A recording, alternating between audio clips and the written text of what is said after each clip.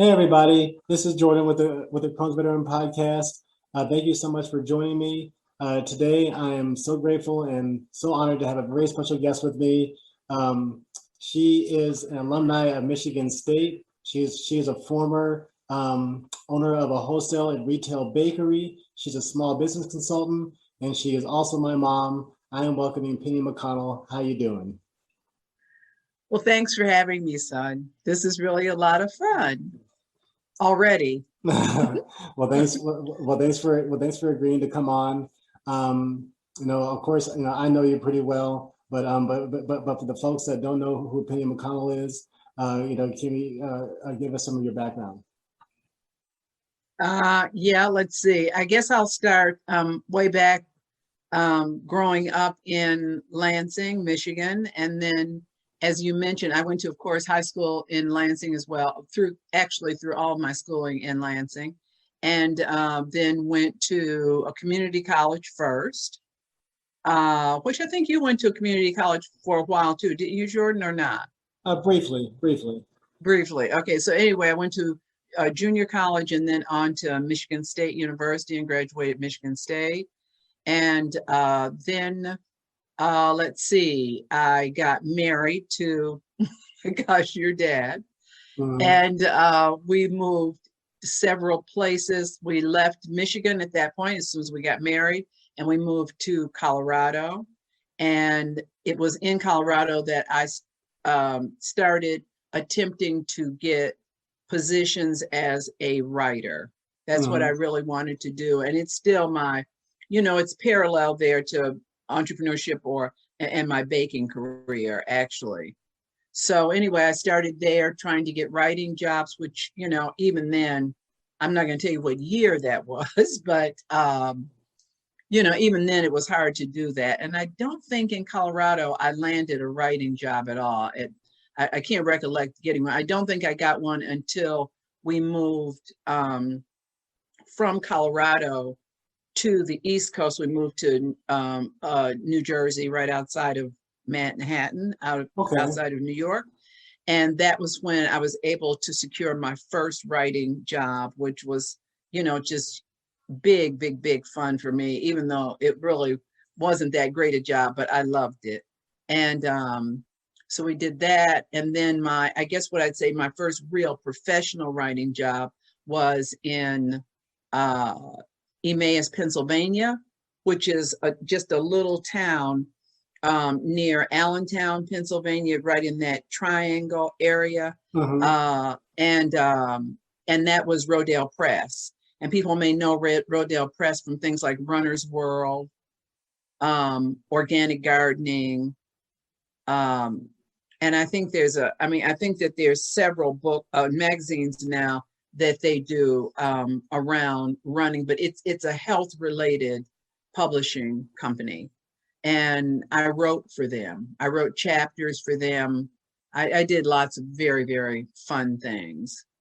Cool. From there, we moved to Reston, Virginia, where, of course, you know, lots of things happened there, including, I guess that would have been your birth, right?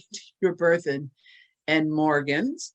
And I worked for yet another publishing company, and that was a professional job too, as a advertising copywriter.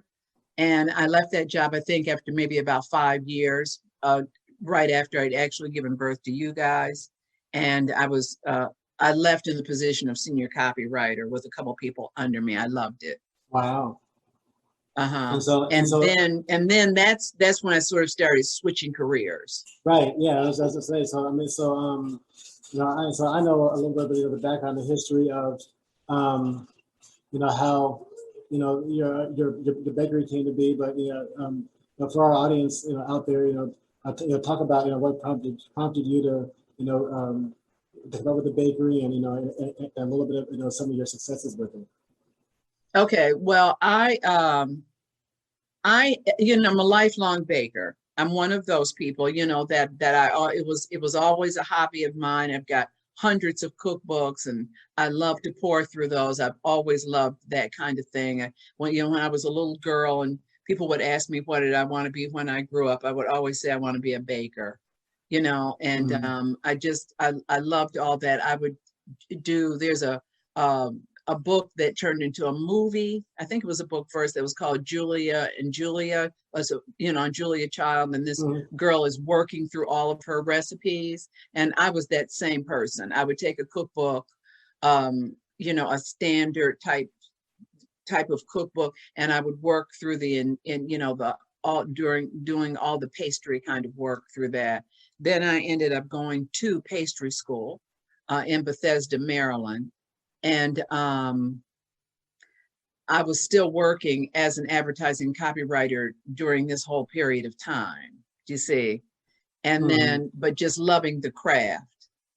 And there really are not a lot of people in my family that own small businesses, but there are lots of people in my family, or just instrumental people in my family, that have what I call an entrepreneurial spirit. Right, definitely. Do you see what I'm saying? Yeah, it's sort of that. And so I always loved that. I loved that, I'm going to make a way out of no way type approach to things. Right. If I can't find a job, I'm going to make a job. Especially my grandfather was definitely like that. And, when I was a little girl, I followed him around because he owned lots of property, and he put a garden behind every house that he owned. So, I remember like maybe a half a dozen houses that he owned, and he put gardens behind each one of those homes. And then he tended each one of those gardens, if you can believe that, and left the produce for those families. And I just thought, it was such an independent, lovely thing to do. Definitely. That, and somehow he was so self-motivated to do that. Nobody's going to say, get up and go tend the gardens, And I can just remember as a little girl with my sisters kind of following after him like little ducklings, right? Going to help him with these gardens. So to sort of, that's sort of the spirit that I saw in my own family, right?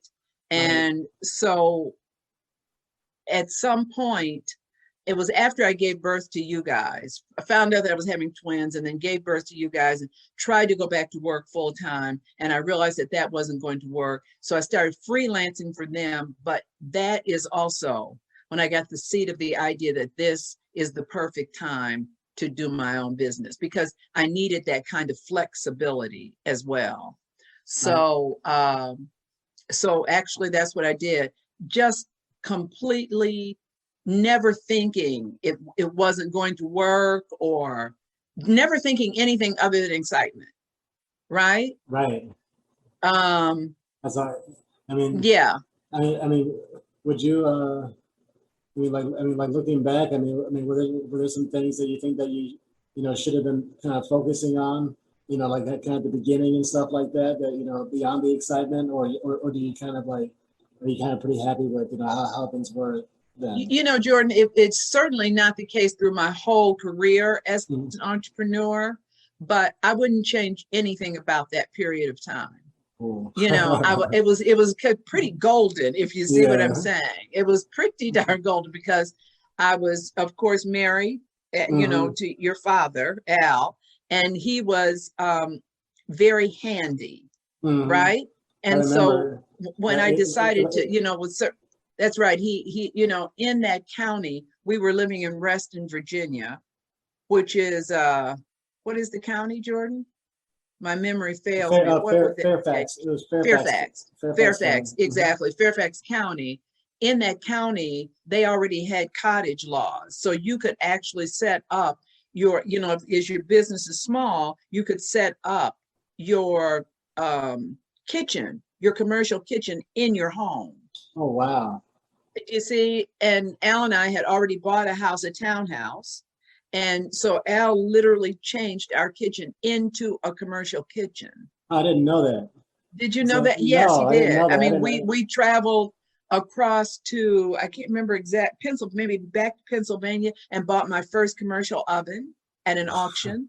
That's so cool. He completely refurbished that oven, and then literally built because of course there are, you know, certain specs, of course, that the health department expects, and all of that has to be done before you can get a health department license. Of course. So he did all of that. And wow, that's pretty doggone impressive. So. Exactly. And I came up with, of course, the name Penny's Pastries. And Al, I wish I had actually brought some of my little props, but you know, we had really cute signage and everything was just absolutely adorable. And I started selling cakes at farmers markets. That's how I started Penny's Pastries in Fairfax County, Virginia, Reston, Virginia. And you know, we had beautiful farmers markets, like all sorts of things were being sold at, right? Right. And that's where I started. And I was, you know, the first day I can still remember being so excited doing, and I also did shows like Christmas shows, you know, like arts and craft type shows as well with these packaged cakes. And I have to say, every single time I sold out.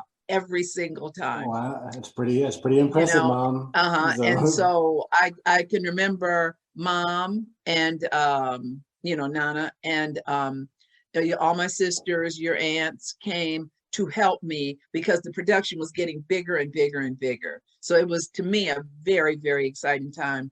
Beautifully packaged little cakes inspired by Grandpa Barnes. Right. Yep.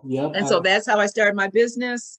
Then we ended up moving to and then that morphed into a retail store. And I always said if I ever got a chance again, I would not open a retail store, but I'd do a wholesale bakery specializing in cookies. And I got that opportunity to do that when we moved from Reston, Virginia to Austin, Texas. And so I opened another bakery in Austin in the early 90s, still under the name Penny's Pastries, this time as a wholesale bakery specializing in cookies. Very cool. And then that business grew large. That's when I started getting more kind of business life lessons. But that business also was the one that sort of changed me from just a product-centered entrepreneur, or what we call a technician, into a business person. And I had that business for about 17-18 years and sold it in 2005, 2006, somewhere right around there. And for the people, you know, listening, you know, you had some pretty cool experiences with that. Can you tell the audience, you know, about I did, without a doubt.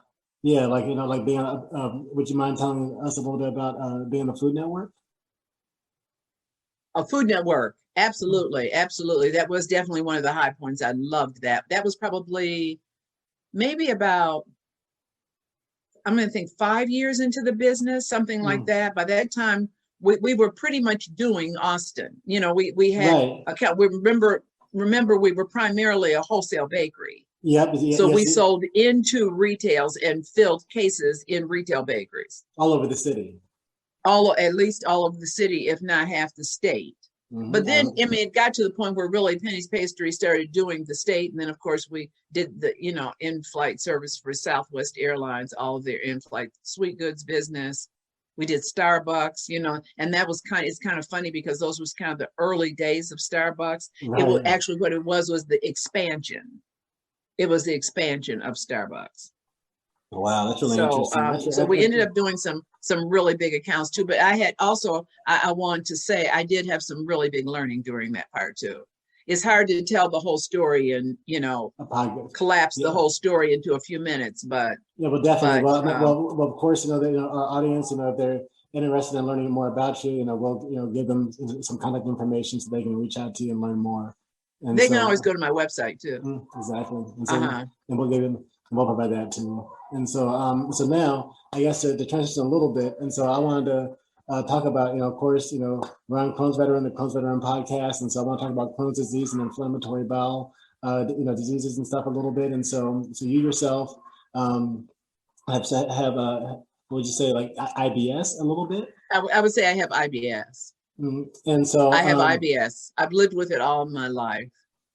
Right. And so, talk about, what it's like, because I don't think on the show that we've actually interviewed anybody with, that we would classify as IBS.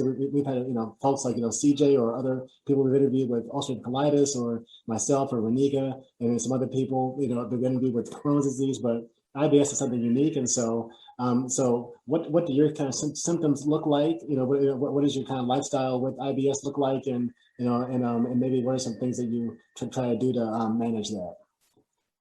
Yeah. Oh God, I don't even know where to start with it. I've had it for so long. My mother had the problem. Several of my sisters have the problem. It's, I guess in terms of attempting to manage it, when I was younger, I didn't manage it well at all. And I guess it doesn't surprise you either with something like Crohn's. It takes a certain maturity to manage these things because there are restrictions really. On what you do, when you do it, what you eat, what you don't eat, that you stay hydrated. It's a whole dance. And like, well, you can do all of that and still have serious problems. Exactly. Yep. And so, I can remember Mom saying, I could drink a sip of water and it could turn into a problem. I could drink a sip of water at the wrong time. Right. Do you see what I'm saying? Yeah, I mean, and that yes. And that just sends that's that day. Right. Yeah, I'm chuckling because I can empathize. So. Yes, exactly. So I guess, the things that I remember the most, I've just always had problems with my stomach. I've had, of course, I've been diagnosed with irritable bowel syndrome type thing. It's like an upper and lower GI series that they give you to finally diagnose, and then they tell you what to do and what not to do, or at least they attempt to give you some suggestions around that. But there's also, I guess what I'd say is we have to manage it, and it's not easy. So, like, what would you say when I was younger? Go ahead. I was going to say, sorry to interrupt you. I was going to say, like, so what would you say are some like some foods that you try to avoid? I try to avoid, of course, anything that's fatty. I don't eat. I very, very rarely eat fried food. Period. I don't eat things like fast food, hamburger type meals. I'm not saying I never eat them, but I really do watch it, and I'm not surprised when that sets up a problem. And especially, it's a whole balance act, right? Right. Especially like if I haven't eaten enough during the day, and then I end up I would never go to a fast food place for a hamburger anyway. It would be more like a mid-tier type restaurant. Because my stomach just can't, I just can't have that kind of food. I can't tolerate it. No, that would just be, that's suicide for me. So I would end up going to like a mid-tier restaurant quietly. Stress is not a good thing for it either. So there's a whole, almost a Zen thing I would have to do before I went in to have this burger. And then sometimes that would work, and sometimes it won't. So I watch red meat in general. I watch fried food. I watch dairy. Any of those inflammatory type things like that. I watch all of that all the time. And actually, probably at this point of my life, I'm better controlled right now than I would say than I've been in my entire life. So I went through, in terms of the pendulum swinging, I went through when I was younger, like in my teens, when I first started dating your father. I can remember him saying something like, "Do you want to hang out at the record store?" This was this was after a date. This is like during a date. We'd gone out to get something to eat, probably one of those fatty burgers. Right. We'd probably gone to get one of those. And then he said, "Do you want to go?" Because kids used to go to the record store and hang out. And so I said, "Do you want to go?" And I said, "I'm going to need to find a bathroom right now." Do you see? I still can remember that. because that's so embarrassing. Yep. I mean, and and the struggle is real for a lot of people with inflammatory bowel. I mean, the people just don't Oh know. God. People just Yeah. don't know. I mean, people, Because people. IBS is a cramping thing. Mhm. You see what I'm saying? It's a cramping thing, and there is no later with it. No, No, there is no later. yeah, that urgency. That's the word That's right. that's the word It that is people going use. down, and it is cramping down so hard, is so problematic Yeah, but that no, that the only thing that you could possibly do at that point is go to the bathroom yeah, in a full run type thing. in a full trot. Yeah, That's exactly right. in a full sprint while you're trying to squeeze things at the same While you're time. trying to still seem normal because you just started dating this person. And you're on your first date, and Yeah. you've almost broken into a full run, and you're almost like sweating. So it's not a pretty picture. And so I remember that, but the way I live my life now works, I'm going to say, Jordan, 80% of the time, but it's a whole thing.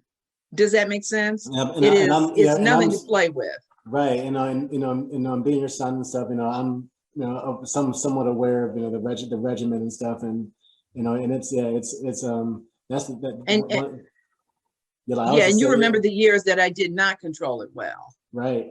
You remember those years. Uh-huh. And I think just I think kind of be kind to yourself, for all that kind of stuff, and just and even on days that because that's something I struggle with is days that we do everything right and that 20%, That's exactly right. and so it's just knowing that you did everything right, and still knowing that you're treating your body well, even if it's even if you have symptoms that you can't control. That's right. And I don't know about you, but sometimes there's just things I also didn't know. I didn't know too much sugar was causing the problem. Mm-hmm. Do you see what I'm saying? Or I didn't know sugar was causing that problem. I knew I was probably eating too much sugar, but I didn't know that it had any connection at the time. I didn't know things like dairy. I just didn't. And so a lot of these things I learned the hard way. I kind of, I wonder if you cut back on that. I wonder if that would make it, it was that kind of thing. I can't do a whole lot of just like snacking, like sitting and eating like potato chips or none of that stuff works. I mean, none of that works. So none of that works. So I'm curious, and so you having IBS, and so what was your thinking? It's kind of a long time ago now, but when you found out that I had Crohn's disease, or I was diagnosed with Crohn's disease, like what was kind of your thinking? Because I was just talking about this with somebody else, and they asked me this, and so I was kind of curious, kind of at that time, yes, in 1995, like it was. I mean, I can remember when you, of course, were in Las Vegas when you were first diagnosed, and I can remember Al calling me to tell me, and at first they didn't know what you had. They hadn't completely diagnosed you, so they were thinking it could be anything from cancer to Crohn's. Did you know that? I don't think I did know that. Yeah, and so I was out of my mind.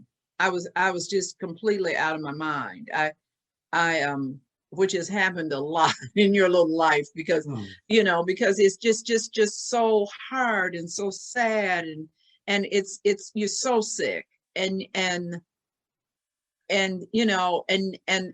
of course what a mom wants to always do is make you better. Right. You just wanted to go away. You wanted to go away. And Crohn's is a chronic condition. So it's a chronic condition. It's not going to go away. It's a terrible feeling. It's a terrible feeling. And then of course I didn't know what Crohn's was. I knew I was like relieved that it wasn't that it wasn't cancer, but I didn't know Crohn's. I didn't know this chronic disease called Crohn's. I didn't know this thing. And then I felt, guilty too, because I knew that a whole lot of it had to be because of me. Because I mean, I have similar problems. So did the doctors?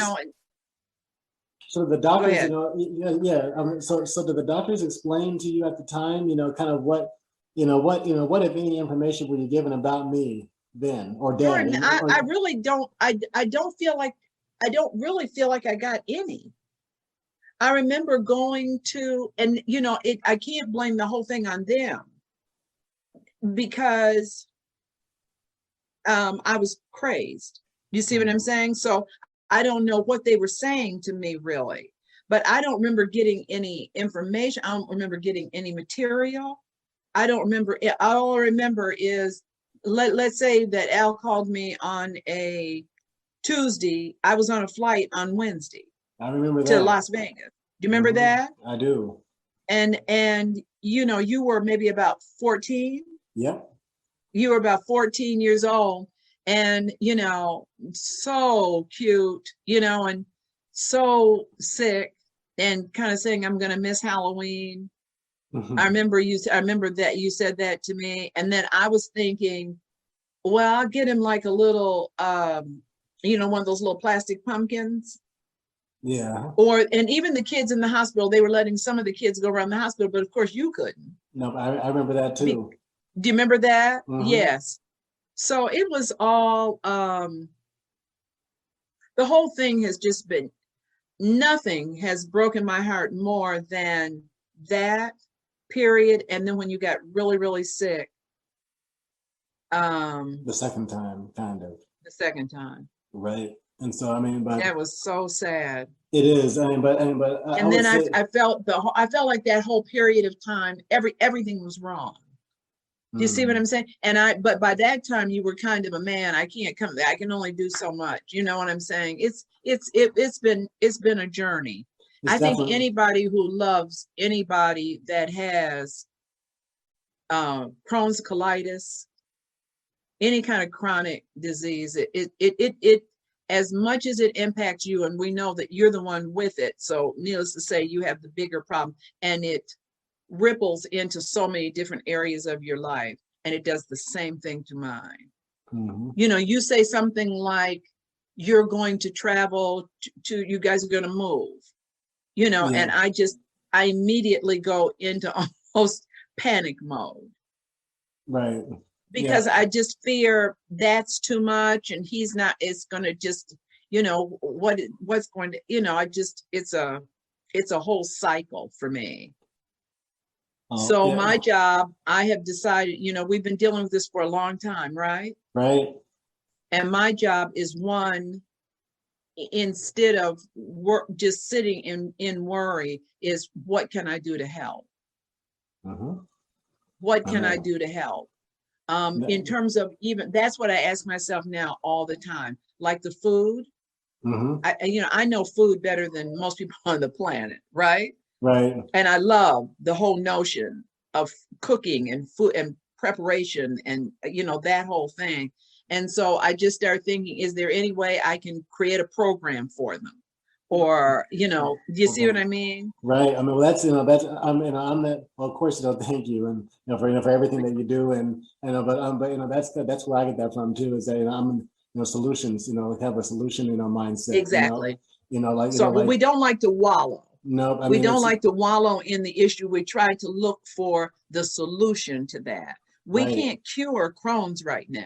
We certainly can't. But I want to say, even with your podcast, that's why I love it, because you might not be able to cure it, but so much of what you're doing is toward that end.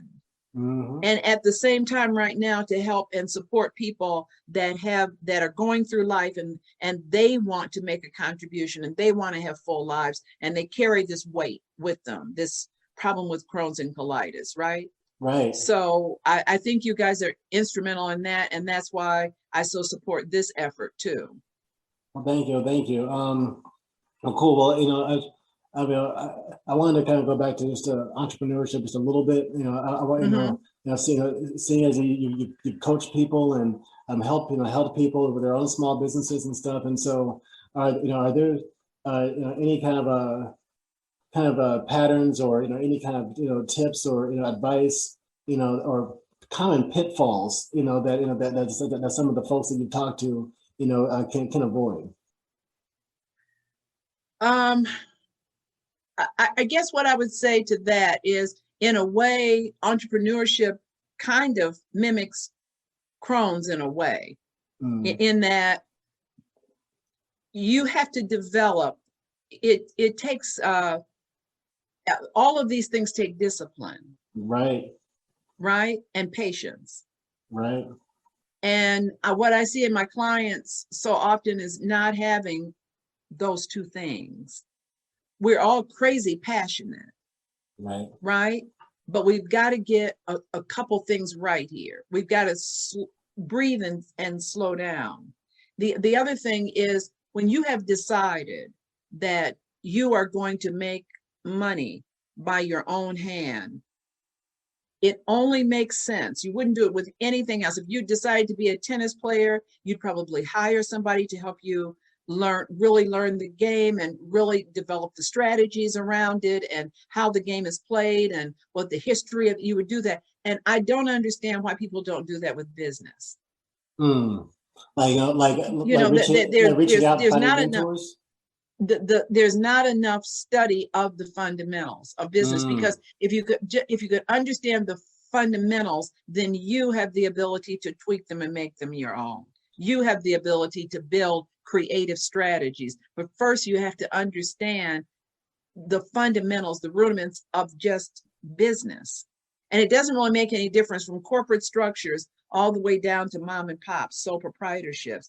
There are rules that go all the way through those, that if you knew that part and you were willing to work those, it would show up in your revenue, in the money that you actually keep.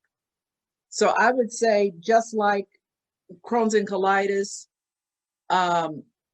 you have to kind of learn what does work, have the patience and discipline to stop doing what doesn't work, which, these things are easy to say, but I know from living, they're not easy to do. But that's where success comes in. That's where success comes in. And that's what I would say about entrepreneurship. I of course love it. And I think people that have chronic problems, all sorts of problems, right? Owning your own business is like the answer to a lot of that, because you need flexibility. When you're in the middle of a flare, it's going to be really hard to go to work. Right. It is. I mean, to work for somebody where you need to be there at 8:00 in the morning. To me, just being able to work with, like a chronic condition like Crohn's or colitis or IBS, it's just a miracle. It's a blessing. It's a miracle unto itself. And we all have, anybody that has this issue, we all have our stories, don't we? Right? You're in the middle of a meeting, or you're the actually presenter of something, or you've got all these different roles and you go, oh my God, my stomach has just given out on me. Right. We've all been there. We have. And so, there's so much respect to everybody that tries. That tries. That tries without a doubt. I think it's huge. I think it's huge too. I think it's absolutely huge. Anybody that says, I have a problem, whatever that problem is, whatever that issue is, I have an issue and I'm going to show up anyway. Do you see? And then I'm going to be disciplined to say, I need to stop doing these 4 things, institute these 4 over here, and move forward. Right. And just know that's right. And plan A is not working, not to just throw the whole thing out, just to say, let me sit back for a second, or call somebody who might have more information than I do, or whatever, and then move into plan B. Right. And then and if you fall off a wagon on plan A or plan B, be kind to yourself and then get back on the wagon. Without a doubt. Because there's no point in beating yourself up. Nope. Because we're all that doesn't do anything. Nope. We are human. We are human. And so we are human. But cool. Well, I think this is a really fun conversation, Mom. And I think we're gonna wrap it up a little bit. But before we do, just any parting words of wisdom, for people with the IBS out there, or any aspiring small business owners. I think it's a real mom thing to say. I don't have my coach hat on right now. I guess I just want to say, when I look at the content, when I look at your content, and when I see the comments, and I see all these people just working so hard to make a contribution and maybe, leave a legacy and support and help other people. It really does it just makes me so proud of what people are willing to do to be productive. So I guess the only thing I would say is, first of all, keep doing that, keep being passionate, right? Right. And at the same time, try to develop a business that is at the biggest platform you feel comfortable with. In other words, you have a message for a much bigger audience than you think you probably do. And so, and along with that, of course, comes that patience and discipline. But I would like people to think outside of any kind of preset boundary, and just know to actually go for, the highest good. Cool. I think I'd say. Awesome. Well, thank you for that. That's great advice. One last thing, how, if people want to reach out to you, find you, support you in what you're doing, how can they do so? Okay, I also have a small coaching business now too. I write business plans and strategy plans and that type of thing. And so my website is Margin Penny. The name of the business is Margin, so the website is Margin, MARGIN Penny, my name, PENNY.com. Awesome. And there, that's my website, and you'll find everything you need. Cool. Well, and also, if you liked, our conversation today, if you want to support Crohn's Veteran, please, like and subscribe to our show on all the podcast platforms. Also, like and subscribe us on our Crohn's Veteran YouTube channel. You can find us on www.crohnsveteran.com. We have a pretty cool Teespring store with Crohn's and colitis gear on there, so you can check that out and support us. We're working really hard to put out some more gear on there. And again, we just appreciate all your support. We appreciate Penny McConnell for being here, my mom for being here, and thanks for supporting Crohn's Veteran.